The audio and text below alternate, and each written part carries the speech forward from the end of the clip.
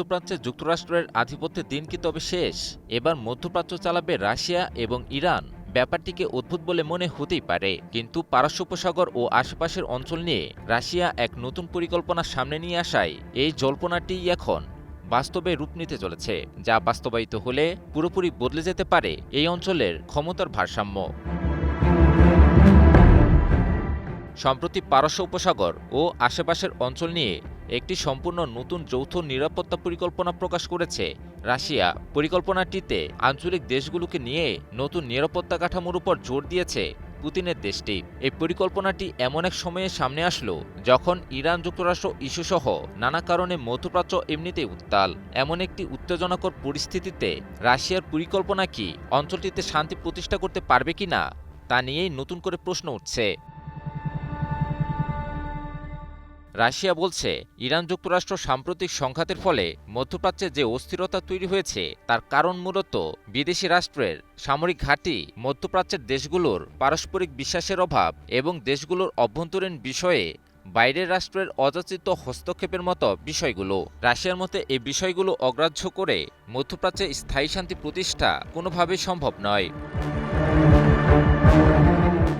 Hormuz প্রণালীর কথা উল্লেখ করে রাশিয়া বলছে, প্রণালীটিকে কেন্দ্র করে সাম্প্রতিক উত্তেজনা দেখিয়েছে পারস্য উপসাগরের পরিস্থিতি কতটা ভঙ্গুর। বিশ্বের উল্লেখযোগ্য অংশের জ্বালানি সরবরাহ এই পথের উপর নির্ভরশীল। ফলে এখানে যে কোনো সংঘাত শুধু আঞ্চলিক নয়, বৈশ্বিক অর্থনীতির জন্যও বড় ঝুঁকি তৈরি করে। রাশিয়া মনে করছে, বারবার সংকট দেখা দেওয়ার পর জরুরি সমাধান খোঁজার বদলে দীর্ঘমেয়াদী আস্থা ও সহযোগিতার কাঠামো তৈরি করা প্রয়োজন। আর এ কারণেই সমগ্র পারস্য উপসাগরীয় অঞ্চল নিয়ে একটি বিস্তর নিরাপত্তা পরিকল্পনা সামনে এনেছে দেশটি, যেখানে আন্তর্জাতিক আইন, রাষ্ট্রের সার্বভৌমত্বের প্রতি সম্মান, অভ্যন্তরীণ বিষয়ে হস্তক্ষেপ না করা এবং বহুপাক্ষিক সংলাপের উপর জোর দেওয়া হয়েছে।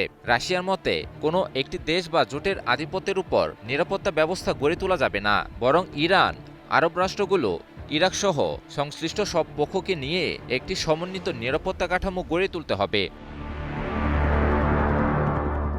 বিশ্লেষকদের মতে, এই প্রস্তাবের সবচেয়ে বড় সুবিধাভোগী হতে পারে ইরান, কারণ বহু বছর ধরে তেহরান অভিযোগ করে আসছে যে যুক্তরাষ্ট্র এবং তার মিত্ররা উপসাগরীয় অঞ্চলের নিরাপত্তা কাঠামোকে নিজেদের স্বার্থে ব্যবহার করছে।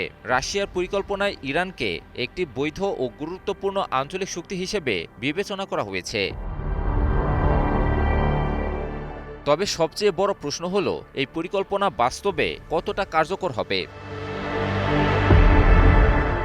কারণ উপসাগরীয় দেশগুলোর মধ্যে এখনও গভীর অবিশ্বাস রয়েছে। পাশাপাশি যুক্তরাষ্ট্র, ইউরোপ এবং অন্যান্য বহিরাগত শক্তিরও এই অঞ্চলে বড় ধরনের কৌশলগত স্বার্থ রয়েছে। তাই রাতারাতি নতুন কোনো নিরাপত্তা কাঠামো গড়ে ওঠার সম্ভাবনা কম। কিন্তু রাশিয়া ধাপে ধাপে এগোনোর কথা বলছে।